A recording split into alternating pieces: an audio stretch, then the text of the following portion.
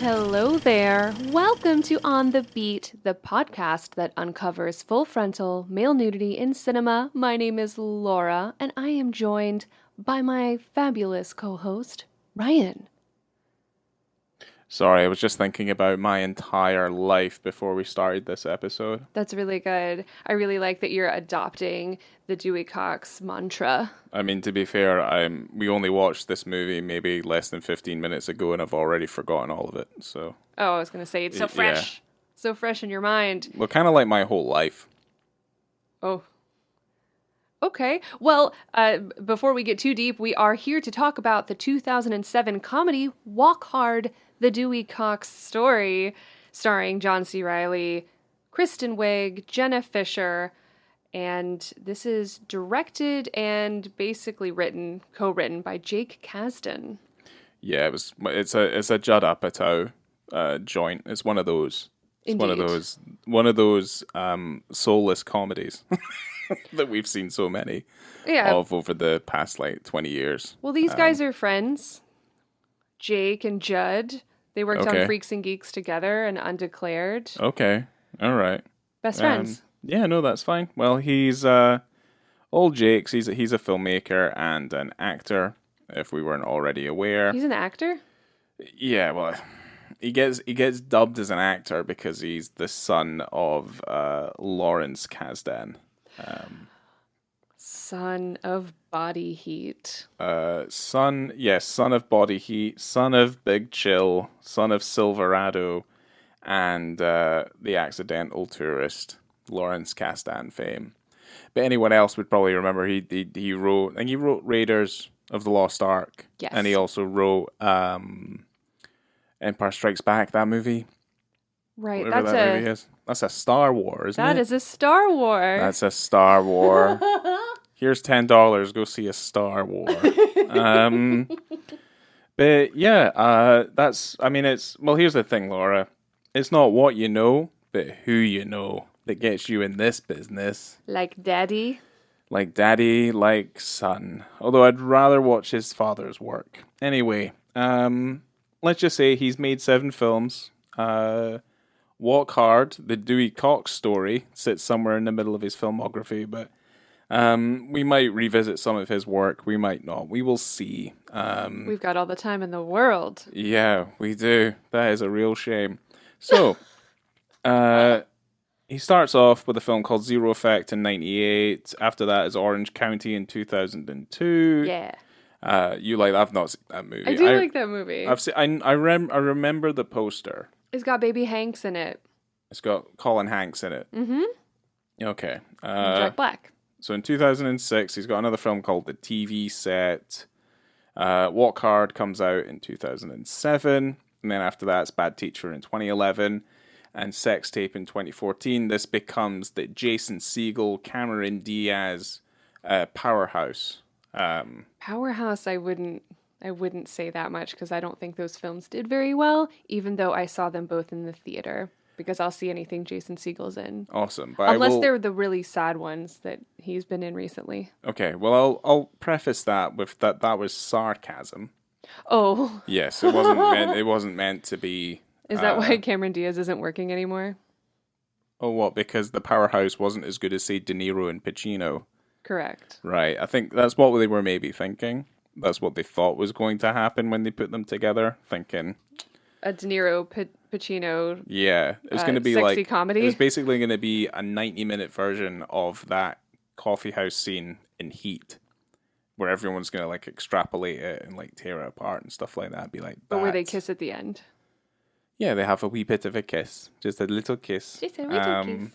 He also did those other 2, the latest of the Jumanji movies. Now I know what you're going to do, and you're going to say that they're shit, but that first new Jumanji movie is pretty good.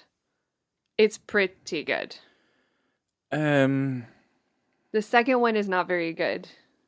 I mean, Welcome to the Jungle. They're both kind of forgettable. I mean, I'm kind of just they're fun. It's fun. The first one's fun. I mean, yeah. I mean, I guess they're meant to look like games, but they do look like games. That's the thing. They look like video games. Yeah. Just The Rock, running around as The Rock does in all these movies. He's in a great. video game, He's wonderful. climbing a fucking skyscraper, battling I love that movie, Skyscraper.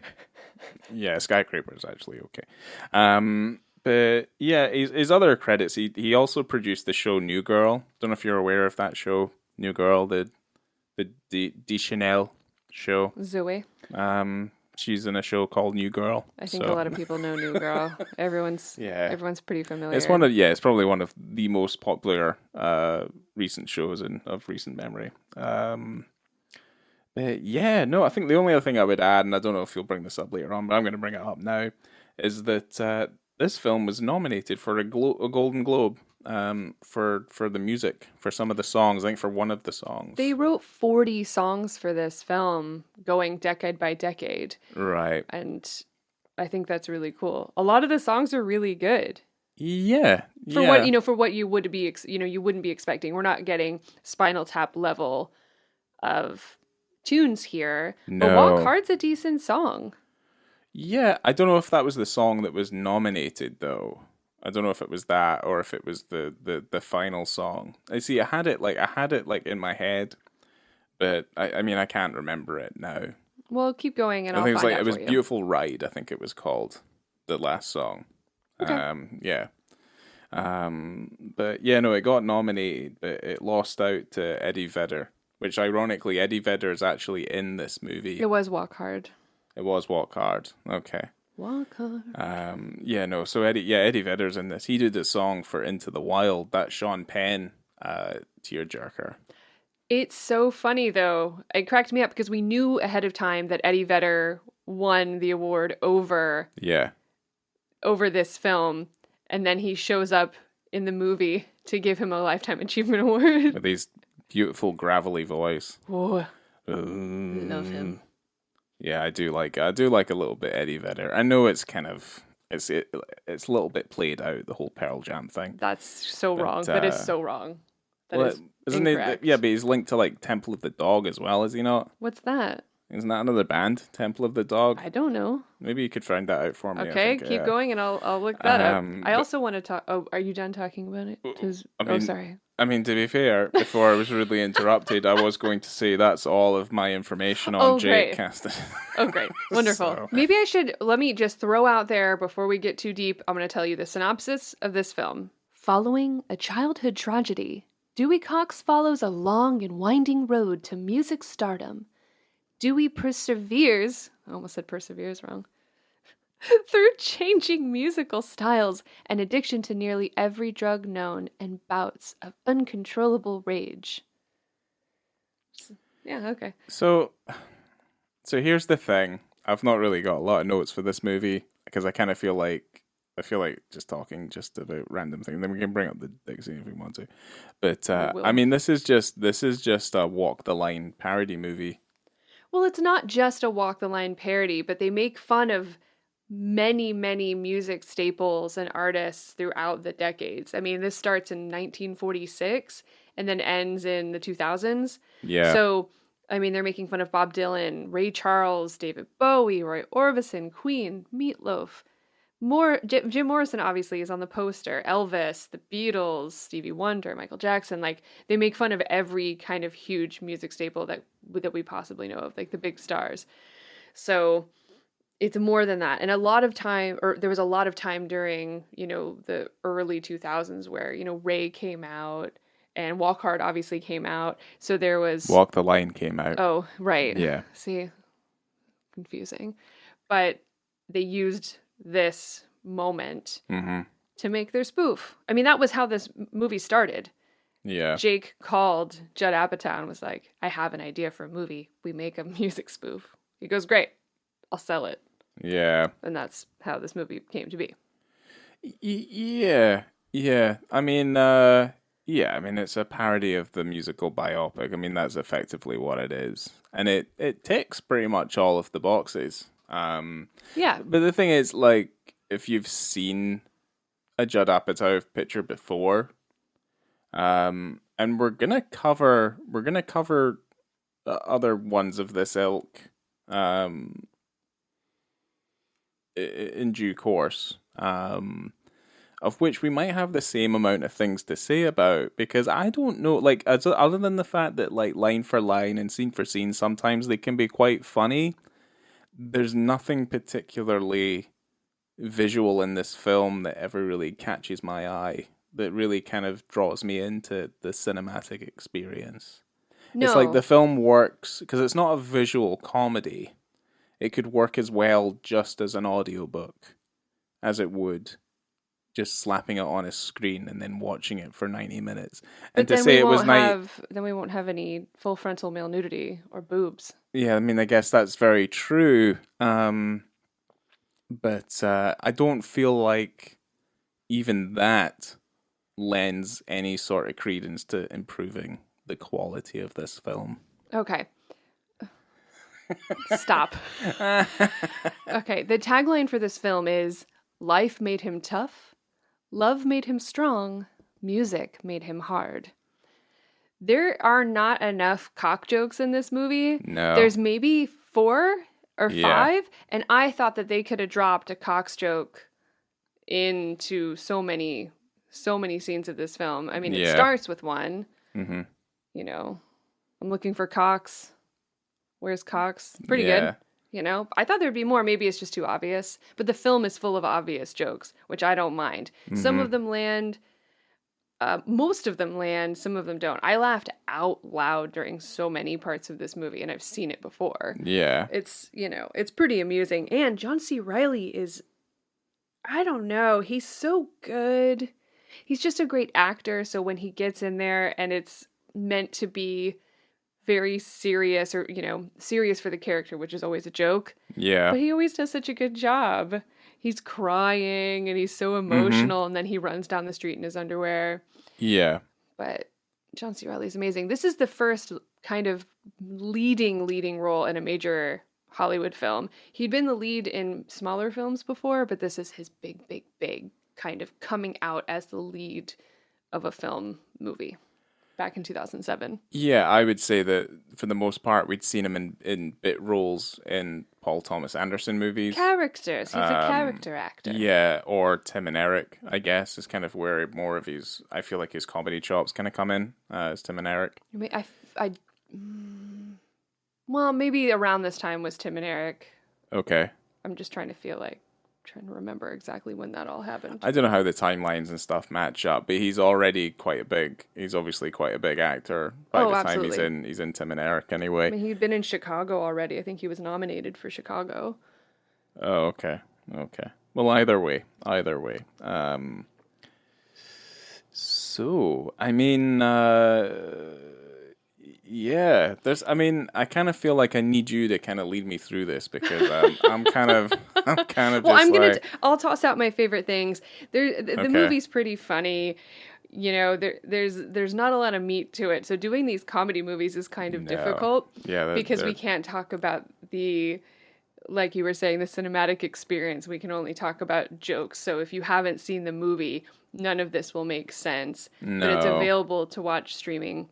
We can what we can do is I've got things here, like some of them are questions. Obviously one of them is obviously the dick scene, and we're gonna extrapolate that a little bit. But I mean the rest of it's just like lines I thought were funny. Well, when the movie starts, his big hurdle and his demon that kind of carries through the rest of the film is his one trauma that happens when he's a kid, is where they're doing a lot of dangerous things. His brother is incredibly talented, and his brother is the favorite son, and Dewey is his not favorite son, and they end up getting into a machete fight. As you do, yeah. And Dewey cuts his brother in half, like through his stomach. Mm-hmm. It's so dumb. It's so stupid. But his torso slides off of his body, and he's like, "I'm cut in half pretty bad." I would just say, Laura, just calm down a little bit, because it wasn't that funny. It wasn't as funny as I've had 3 glasses of wine. It's pretty funny. Oh, okay. Yeah, I'm having a good time. Yeah, I've not had enough to drink to get through this one. Yeah, no, I mean, the whole thing is that, like, yeah, the kid gets cut in half with the machete. He's like, oh my god, but he is forgiven. Although his father's got a real problem about him when he's like, the wrong kid died, which is basically like almost 80% of his lines through the movie, is he just continually brings that up. It could have been the tagline for the film. The one thing I did think was funny was like near the end, just before the father and Dewey Cox have their own machete fight as a way of revenge, redemption. He's singing as he's like moving all these bags of corn or whatever, and he's like, "The wrong kid died, the wrong kid died," which I thought was funny. That is really good. Yeah, there's plenty of like titular lines in this movie as well. Well, Walk Hard said like quite a few times, like you say, that the pretense is all set up for it to be like nothing but like cock jokes and innuendo, like for the whole course of the 90 minutes. Right, but it's not. But it never really goes much further than that initial, like talking about like walking hard and his surname being Cox. Like it just kind of doesn't really go anywhere. There's different innuendos that they have through different songs, but the comedy comes from there are other jokes every to be situation that they're in. Yeah, it's a little bit ridiculous. Of course it is. Of course it is. Yes. But there's some jokes that run through the film that I absolutely love, which is all of the drugs and his evolution into drug use. Yes. Where it starts with his Tim Meadows plays the drummer. Yeah. Yes. And Dewey Cox walks into the bathroom. Tim Meadows is with a bunch of ladies and they're smoking weed. Yeah. And he's trying to convince Dewey to don't smoke this. Don't smoke this dope. And Dewey Cox is asking him why. I don't want to get addicted. And he goes, it's not habit forming. What else does he say? Oh, I don't want to be hungover. It's like, I won't give you a hangover. Give you a hangover. No. And all of these reasons. And he goes, I think I want to do some Is of it that. prohibitively expensive? No, it's like one of the cheapest drugs around. Yeah. Yeah. It says something about his sex drive. He goes, does it make me want to... Yeah, it makes sex even better. Yeah. Yeah. Really good. Yeah. The jokes were good, and it went through every kind of drug that Dewey Cox ended up getting into. So with the cocaine, until cocaine, I was like, well, is cocaine a big thing in the 50s? That was a I weird feel like one. the timeline was all over the place a little bit. I sat there and had to research when cocaine became super prevalent, which we would imagine, and through what we know about cocaine is more prevalent in the 70s and 80s. Mm-hmm. But yeah, this was in the 50s. Yeah, the 50s. Or maybe the 60s. Well, I thought cocaine was more prevalent in the 70s. Personally. Yeah, it definitely was, because it became illegal in 1914. The 70s and the 80s, I would say. Yes. It's pretty big. It's like the yuppie era in the 80s. If you guys haven't seen Cocaine Cowboys, it's a really good documentary about how Miami was basically built off of the back of cocaine. Yes. And it's very interesting. There's also this movie called Scarface, which also might be able to there's also this TV show called Narcos. Yes. And also there's another movie called American Made as well with Tom Cruise. Donald Gleason's in that movie. Yeah. Mm-hmm. Oh, really? Then maybe don't bother watching it. Yeah. Baby Gleason. That joke goes through the whole movie. Very, very funny. Mm-hmm. Is there anything else that you really liked? Well, there was that time. Did you like all of the cameos in this movie? I love all the cameos. I love the Beatles cameos. Did you? Yeah. Okay. I thought they were very funny. I thought that was like one of the worst parts of the movie. I liked it because none of them looked like the Beatles, and I thought that was the funniest part. That's the thing. None of them looked like the Beatles. None of them really sounded like the Beatles. That was the point. That was the joke. Was it Jason Schwartzman who was playing Ringo? Yes. Yeah, so, okay, maybe that was fine, Justin Long was George Harrison, and he sounded pretty good, actually. He did. I mean, Paul Rudd sounded fine. Obviously, Jack Black was being deliberately bad. Yeah. It's amusing. I guess so. I don't know.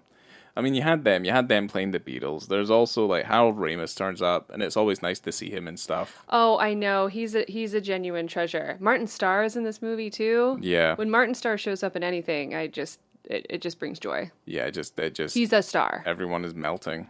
He is a star. Malcolm in the Middle, can't remember his name. He plays Buddy Holly. Yeah, he does. Yeah, and he is ageless, it seems like. Yeah. You know what I mean? Like, he is going to look like Malcolm in the Middle for the rest of his goddamn life. And I'm like, okay, that's fine. But then, like, is he going to be... Like, that's the thing. Like, when he gets older, is he just going to look like... Is he going to look like Brad Pitt did in The Curious Case of Benjamin Button? Like, when he was first born? Well, that's the thing. Where there's those people that are just forever young. Elijah Wood is another one. Elijah Wood. Yeah. Leonardo DiCaprio. He still looks like a baby. No, Leonardo DiCaprio doesn't look like a baby. He looks a little bit. No, it looks like he's been in the rough a little bit. Rough. Yeah, it's not improved his acting ability. Frankie Muniz. There you go. Yeah, can't remember his name. The kid from I See Dead People. Haley Joel Osment. Yeah. And he is quite funny. We started watching The Boys. He was he's in The Boys. He's in The Boys for a wee bit. Oh, he's so good. The Boys is so great. You guys need to watch The Boys. Yeah, We will eventually maybe talk about The Boys because if you watch The Boys, there's tons of penises in that. Yeah. Well, I only started watching it like from the very, very beginning last week, so we're kind of making our way through. I wouldn't mind talking about The Boys, but yes. I mean, we've got a lot to cover there. I mean, Jack White plays Elvis. He's really good as Elvis. He's really good. I mean, he's playing a very exaggerated version of Elvis. He pulls a knife on him, starts talking about karate and shit. I was like, all right. Super funny. Pretty good. But, yeah, well, Dewey Cox ends up falling into drugs and alcohol and ladies. And so we have the penis scene at 29 minutes into this film. Yeah. And during this scene, he's talking to his wife on the phone, looking kind of bored. He's covered in like lipstick kisses. He's got a big lipstick kiss like around his nipple. Yes, he does. He does, and he's in his underwear. There's naked ladies all over the place. Tim Meadows is on the floor with a lady. Well, he's talking on the phone to his poor first wife. Yeah, Edith. He's like, poor Edith with the 30 children. Left home at 12 years old. Oh, no. Yeah. That's so gross.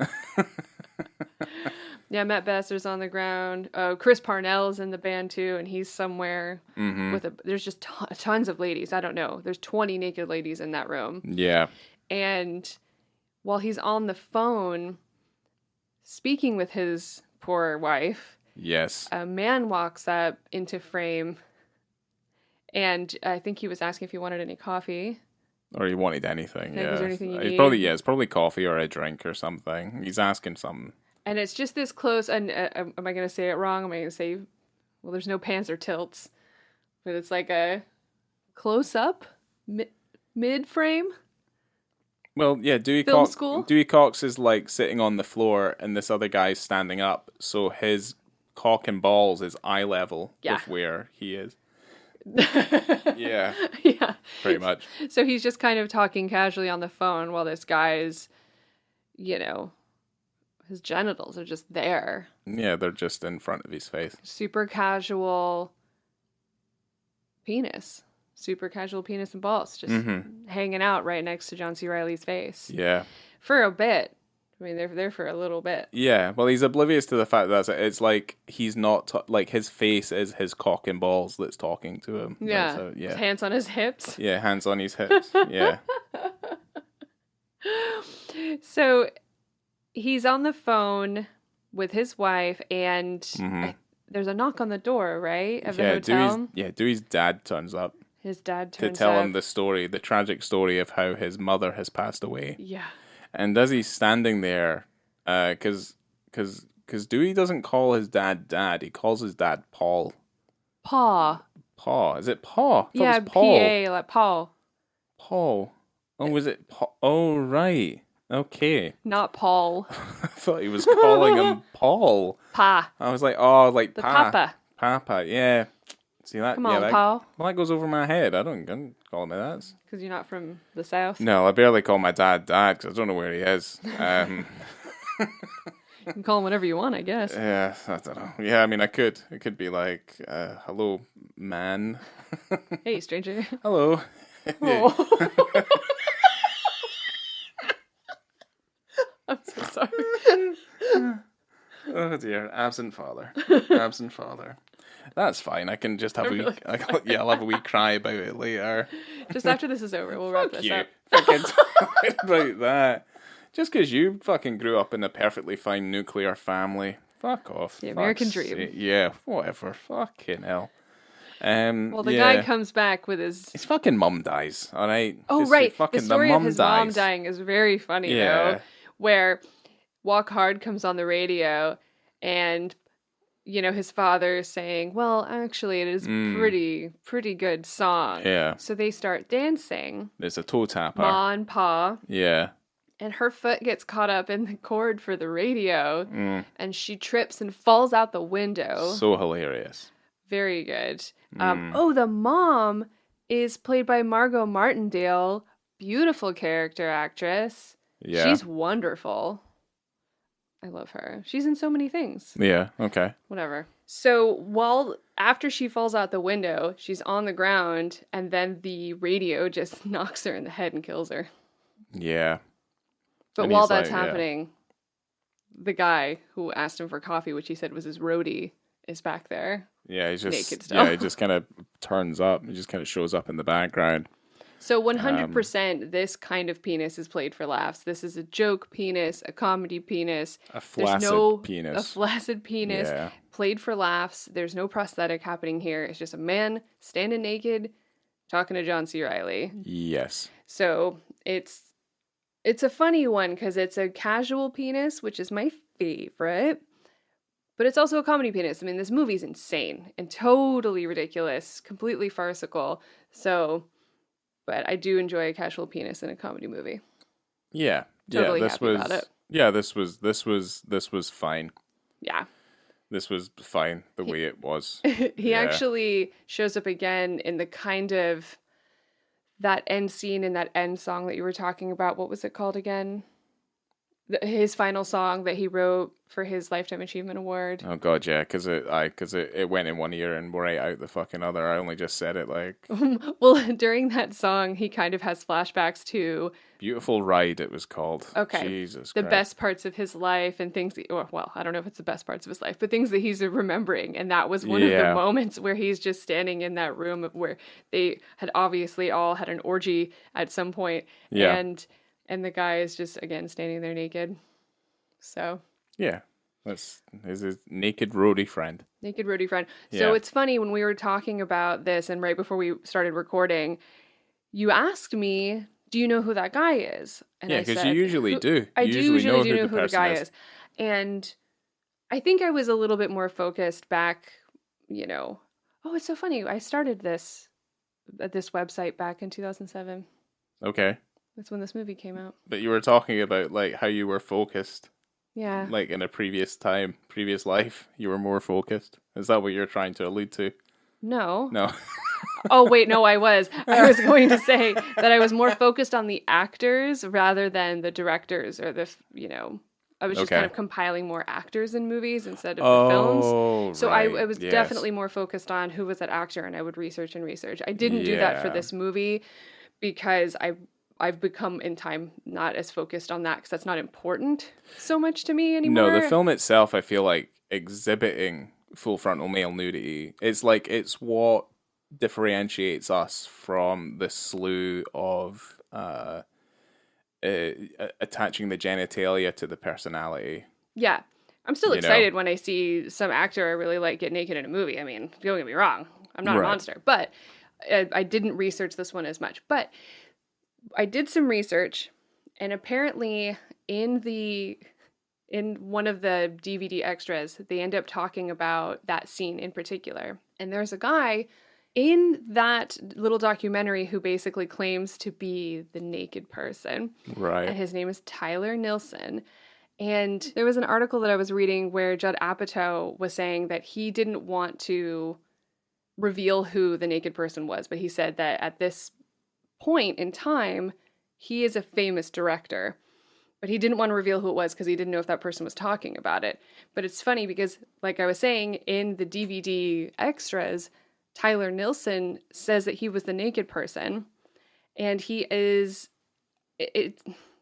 I'm pretty sure that's who it is. And he directed The Peanut Butter Falcon, and he won a Directorial Achievement Award at the Directors Guild for that particular film. So I think if it is anybody, it's definitely him.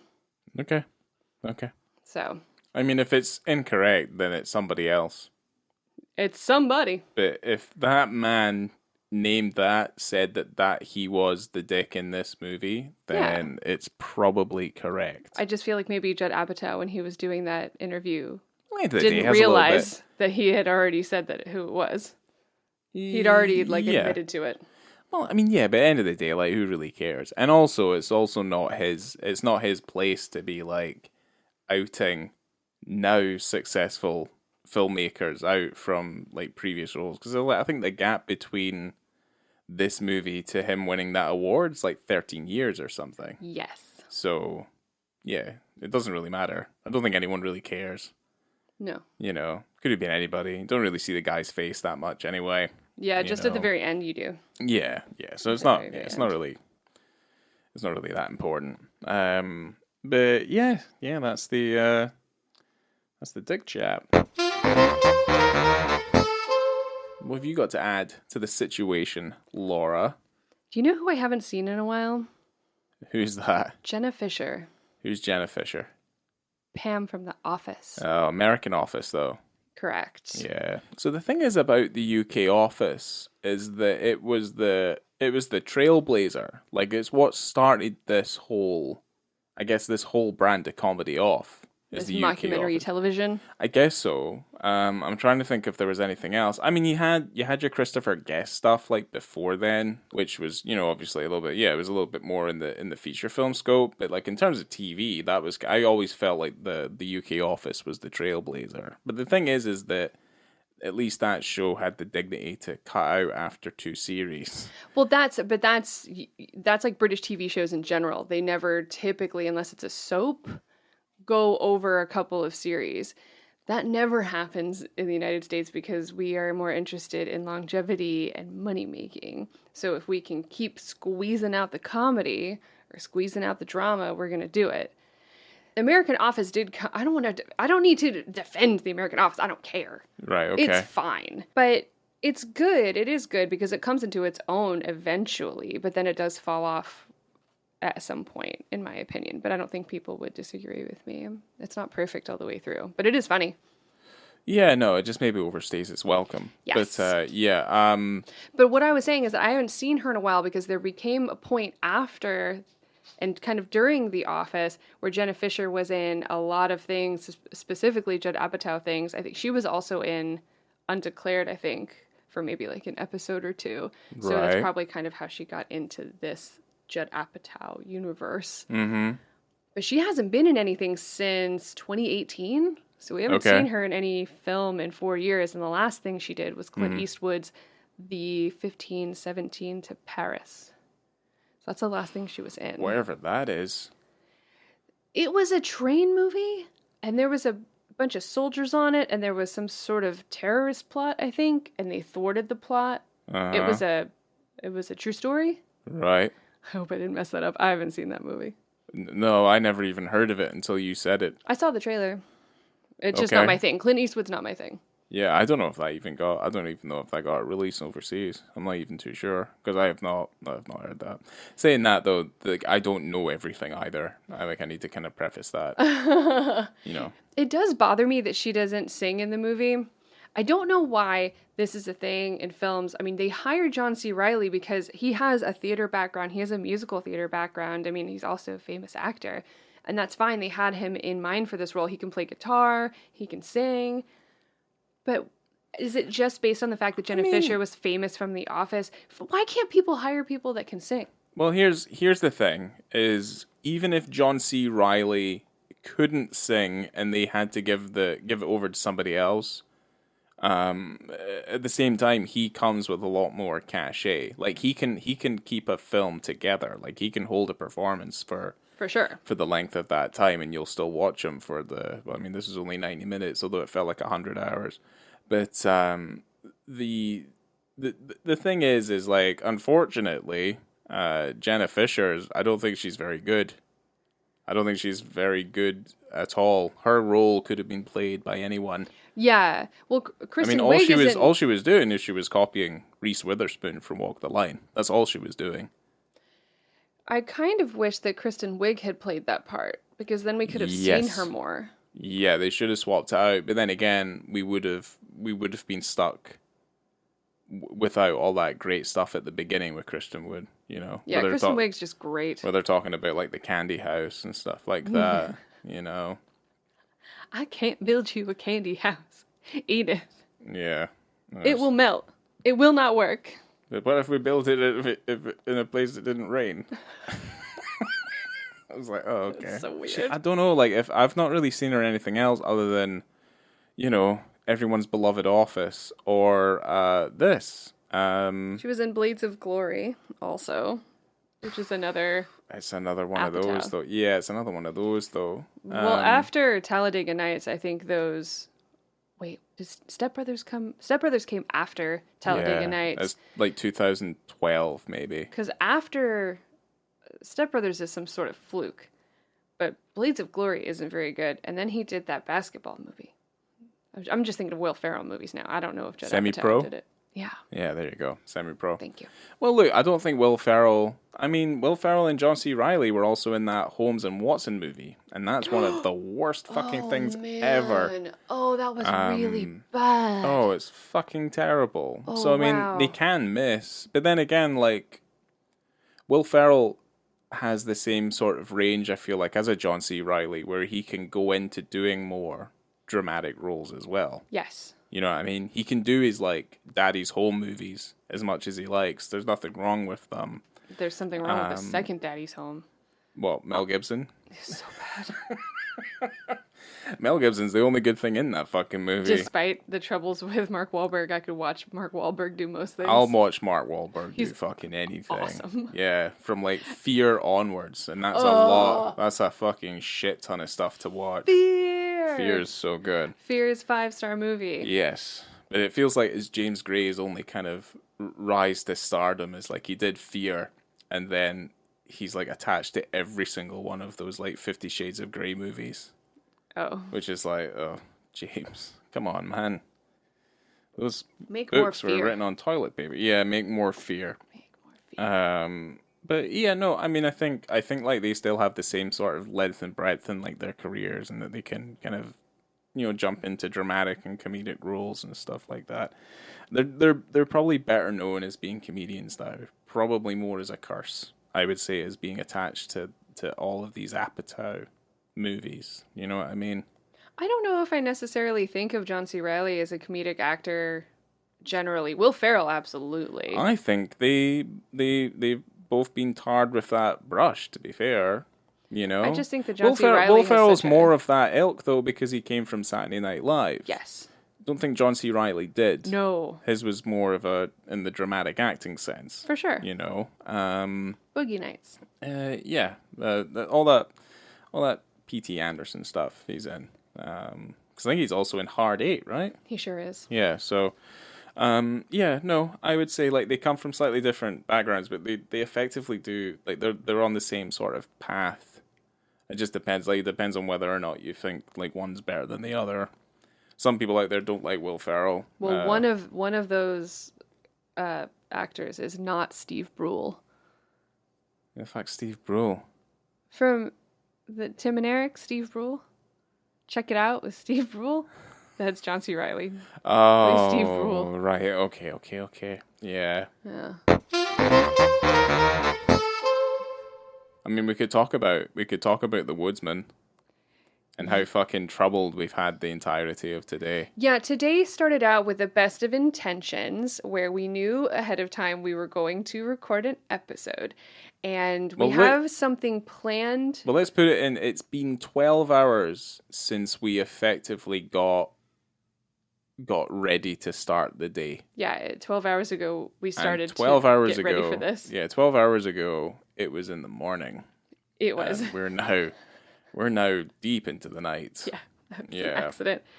Well, because we have something planned after this episode, we needed, I don't want to say a filler, but we needed a film to come before so that we could start our next plan. So we were coming looking, up. yeah, we were looking at limited filmographies. Right, so that we From- didn't have to go too deep. Yeah, from Too directors who maybe only had like one or two films, or at least a selection of films that we knew 100% did not include any more nudity in them. Unfortunately, with picking Jake, there is some other of his movies that do, but you know what?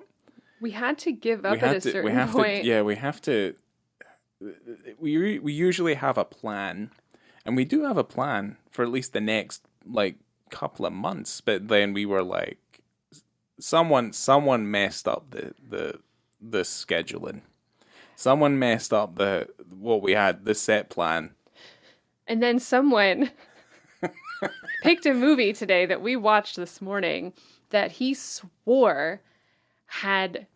So, it was a very dramatic film. Yes. Where someone he thought cut their penis off on a bench. And So I here's was the thing. 100% into whatever was going on there. Here's the thing. So I was interested. Well, I don't know. Like, well, hold on. I'll get the notes up. 'Cause I don't know if we'll even ever cover this movie. I think we're kind of doing this this is almost like a little twofer.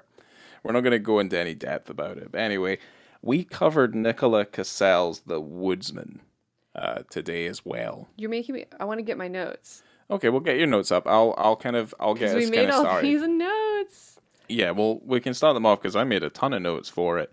Because that movie, the 2004 that movie's drama ridiculous. The Woodsman, Yeah. starring Kevin Bacon, Kira Sedgwick, Mos Def, Benjamin Yes. Bratt, David Allen Greer, and Eve. Yeah. So I thought that there was a penis in this movie, and from my research that I did, and we neither of us had seen that film before. No. We understood that there was full frontal male nudity, and then Ryan, you believe that there was a scene at the end of the movie Yes. where the character was sitting on a bench being overlooked, and it looked like they were masturbating. Yes. But indeed, they were cutting off their penis. Yes, that's what I thought. So I was like, whoa. But in order to put any context to this, because originally what I thought, because I'd wanted to see The Woodsman, but then I knew what it was about, and I was like, okay, I don't know, like, there's 1,000 films out there that I could rather watch, and if I don't need to sit through this sort of thing, then that's okay. The synopsis for The Woodsman is, a pedophile returns to his hometown after 12 years in prison and attempts to start a new life.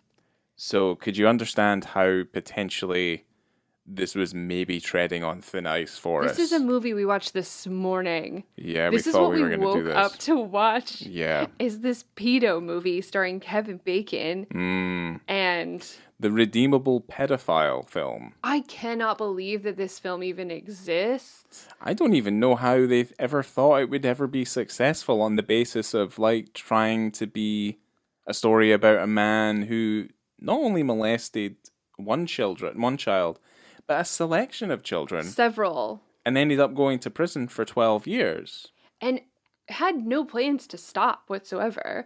And No. weirdly, through the film, still doesn't have any plans to stop. No, he is consistently fighting his urges as he's preying on these kids and also watching as other predators seemingly go about their business abducting children and seemingly doing absolutely nothing about it. So obviously Yeah. the whole basis was that there's ties to like Little Red Riding Hood, and we know the tale of Little Red Riding Hood. The woodsman shows up and he cuts open the stomach of the wolf and saves Little Red Riding Hood. Correct. None of that happens in the movie, to the point where like there's even people in it, and I mean I agreed a lot with what Mos Def was saying Love him. to Treasure. Kevin Bacon's character through it, where basically he's just like, well, he's a piece of shit, no one would ever fucking miss you. And I'm like, well, yeah. I'm like, of course they wouldn't. But As he's actively predating whilst in therapy with Michael Shannon, who's amazing. who's playing fucking musical chairs every time he gets him to do like a hypnosis session. It's weird as fuck. I loved it. So strange. But yeah, no. Here's the story behind, like, because I knew about the movie before, and for whatever reason, at one point I heard that the end of the movie was that he couldn't control his urges, so that like Kevin Bacon's actual wife, what's her name? Kira Sedgwick? Yeah, so she's in it playing his love interest, and she's, even after finding out who he is and what he's all about, still finds him attractive. He explains to her that he molested a variety of 10 to 12-year-old girls, even though some of them were as young as 9. Yeah. But he swears he never hurt them. He explains this to her, and she's still like, I can fix him. Yeah. Why? Yeah. That makes no sense. Mos Def is following him around while he's actively stalking young girls. Mm-hmm. Ew. Well, also Mos Def, I mean, he's following him around and saying, "Oh, I'm keeping an eye on you," blah blah blah blah blah. But like, he doesn't at any point like step in while he's like actively stalking some of these children. Yeah. And it's kind of just like, well, maybe he's just well, I guess he's probably trying to wait till he actually tries to take someone, because then he can put him back in jail. Yes. Because he doesn't ever get to that point in the movie. No, I guess like being an active pederast and just talking to children is seemingly okay. And certainly also, here's another thing, also being less than 400 feet away from an active schoolyard, where you're living, to the point where you can actually see that schoolyard from your living room window, is also seemingly okay. I was looking this up while we were watching the movie, and also we were looking up how many sex offenders live near us. There's fucking shit ton. Well, there's a lot more in our neighborhood. Is actually pretty tame compared to some other neighborhoods around. Still, one is too many. Way too many sex offenders. But Megan's Law requires authorities to make information available to the public regarding registered sex offenders, right? So that's the law, and while most states have that database, the sex offender registry, so you can look them up, you can look at a map, you can see where they are. But there isn't a rule, at least in Pennsylvania where this was set, where they have to be a certain distance and live a certain distance from schools and daycares and things like that. Yeah. But it's a case-by-case basis, so I guess depending on your crimes. But there is a rule in Florida, they have to live more than 1,000 feet from a school. Yeah, at least that makes sense. But, yeah. You just keep watching out the window. Benjamin Bratt comes over to his house, and he's looking out the window, and he's like, what does he say? Everyone's gotten older. Yeah, no. Well, here's the thing. Like, no one puts two and two together where they're like, even after he says, that he's obviously a convicted pedophile. No one goes, do you not think it's a little bit weird that you can see a schoolyard from your house? But everyone mentions it when they go to his house. They're like, there's a schoolyard. Like, that's weird, isn't it? Isn't it kind of loud? And he goes, I like the noise. Yeah, hey, motherfucker. Yeah. No, he says something in the region of just like, he's gone away for such a long time.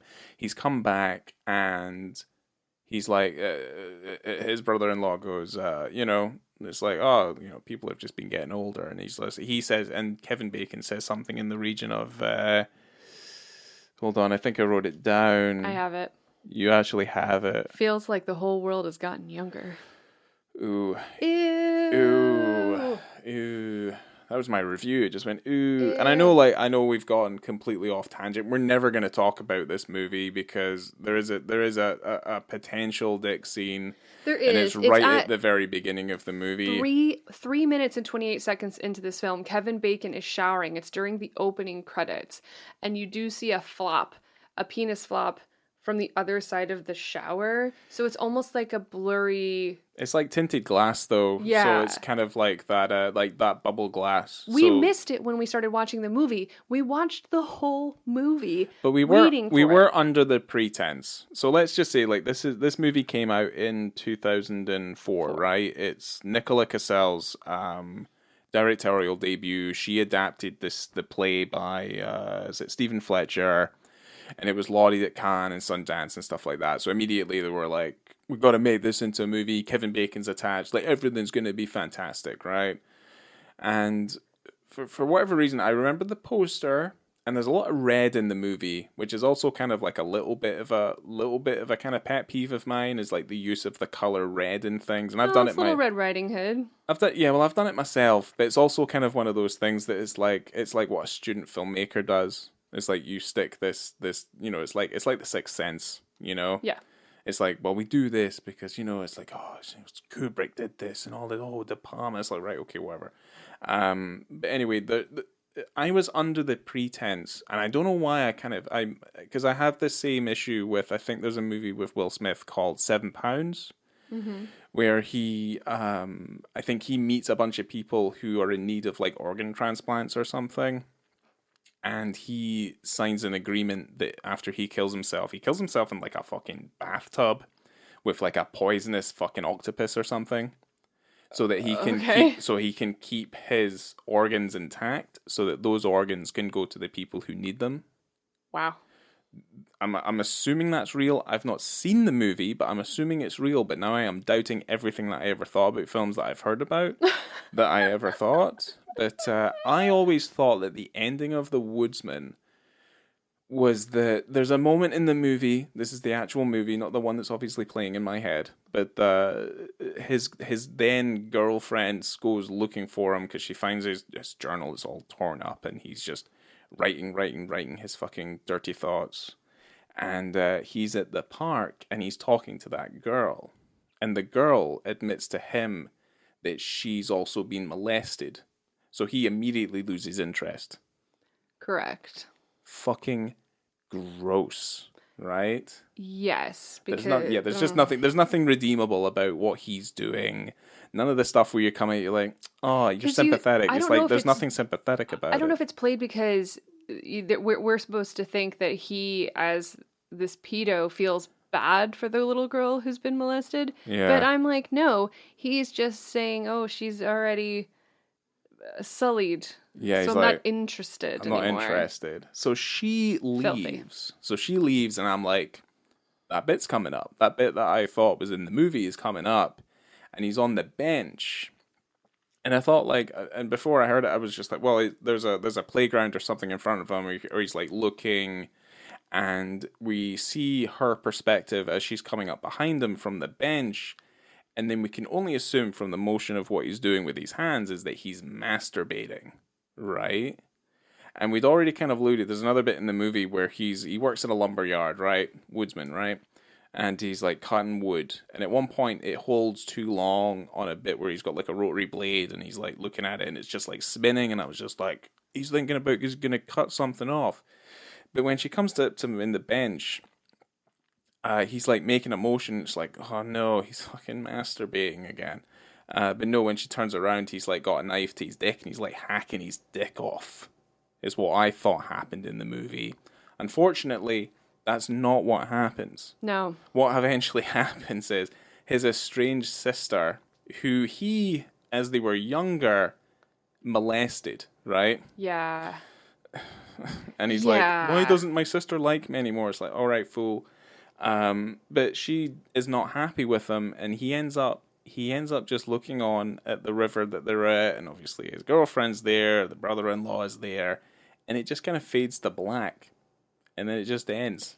This guy, weirdly enough, in the context of the film, gets a happy ending. Yeah, where he moves in with his girlfriend. Yeah. Who also was molested by all of her brothers. Yeah. I just can't. This movie made me very uncomfortable. It basically kind upset. of illustrated that there's pedophiles everywhere. Yeah. And like everyone is interconnected in one way or shape or form to some form of abuse by someone at the hands when they were younger. Yeah. And I guess like the only reason we were bringing it up is that we spent so long doing this and so many time, like so many hours, like putting notes together, doing this to then be like, Ryan, where is that moment? And seemingly that moment just doesn't exist. I thought there was another cut. I don't know where I heard this from. I honestly can't remember. I thought this would be a good example of something to do.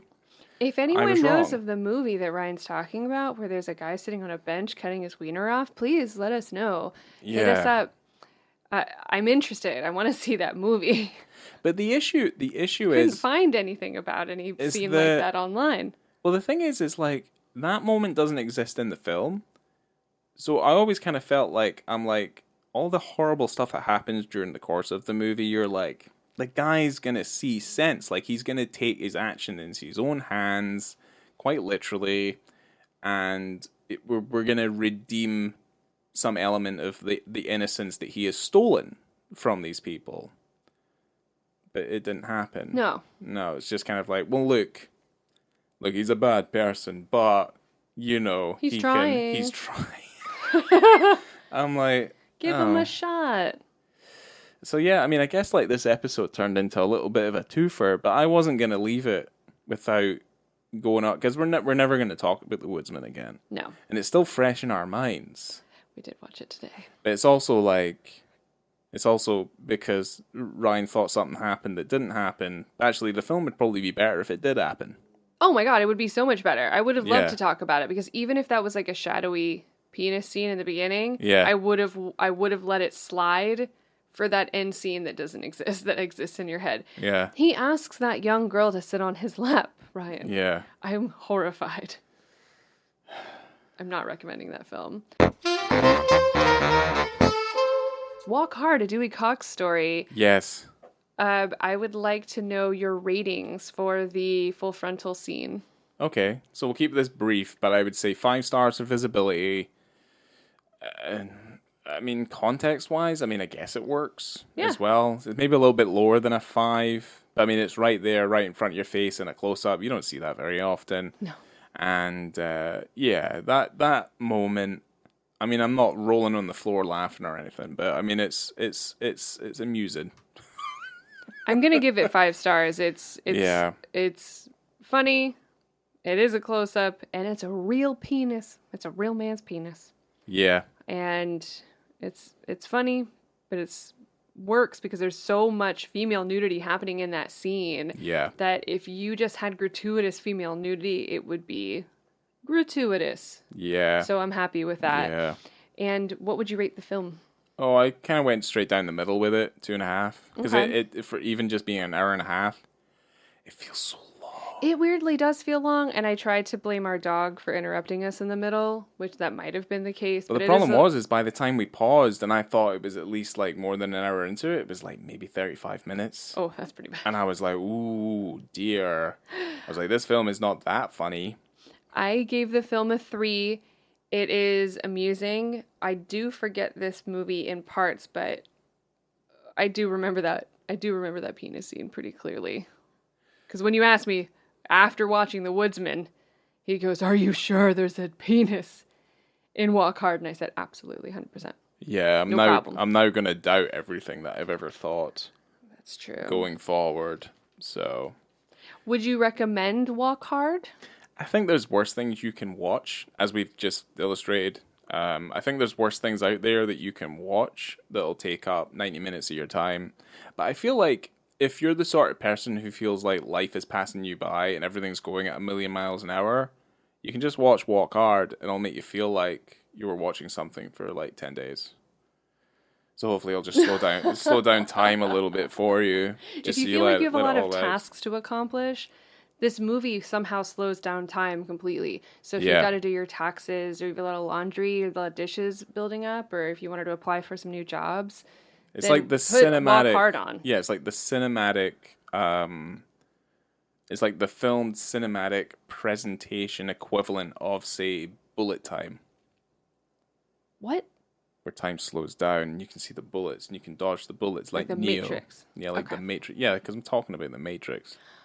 I would also recommend this movie in a way because a lot of people have already seen it. Maybe it went under the radar. This film did not make a lot of money. It wasn't a huge success, but people did talk about it because it was one of the first.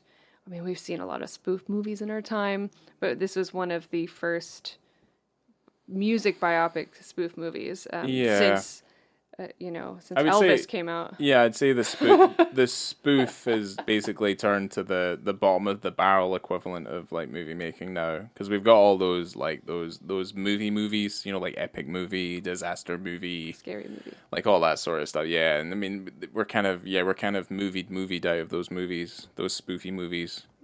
So I think that's kind of it, because like before, you had the heady heights of like your airplanes and your naked guns and stuff like that. So Hot Shots. Hot Shots Part 2, which is also, I think it's probably better than Hot Shots. Or I don't know if this would be a spoof as well, but there's a Kelsey Grammer movie where he's the captain of a submarine. It's called Downed Periscope. Yeah, I think I feel like I've seen that movie. There's like a rendition of In the Navy in that movie. Cool. It's pretty funny. Well, I think we've gotten everything we need to. I don't recommend The Woodsman. Just don't. Unless you want to be super uncomfortable for 90 minutes and not feel good about it. Or at least like begin to question why someone thought that dealing with that amount of subject matter and trying to redeem the individual who committed these, probably some of the most horrific crimes ever known to man. I mean, it just stumbles all over itself, I feel. So it's so troubling because everyone in that movie is so great. I mean, Kevin Bacon's amazing. He's really, really good. Yeah, Kevin Bacon can act his way out of any sort of really scenario or can. situation, but obviously this is like... And Michael Shannon's in this movie, for crying out loud. Yeah, he's also... I mean, it's a shit. He's like... What a treat. Yeah, but he's also like... Most deaf. David Alan Grier. They're also criminally underused. David Alan Grier is in this movie for no reason except just to be the incredible David Alan Grier. Yeah. Why not give him something more than defending the pedo? I mean, pretty much. Whatever. Yeah, pretty much. I don't know. So, thank you so much for being here with me today, Ryan. Yes. I'm really sorry that this took 12 hours, but we're at the end, and now we can... Well, what we did come out with was a very special episode where we hardly had anything to say about Walk Hard, but we had plenty to say about the movie that we just didn't really like, which tends to be the way that it is. So you got like a little bit of a twofer in this one. Yeah. So you're welcome for our mistake. What a treat. Coming to you from Edith's candy house in a place where it never rains, I have been Laura. And I'm still Ryan. We will catch you next time where we've got some really extra special stuff cooking up for you. I'm pretty stoked. And if you guys ever want to know what movies we're doing next, if you want to prep, make sure to follow us on the social medias where we will tell you what to watch so you can be up to date. But that's it. Thanks. Thank you. Bye-bye. Bye-bye.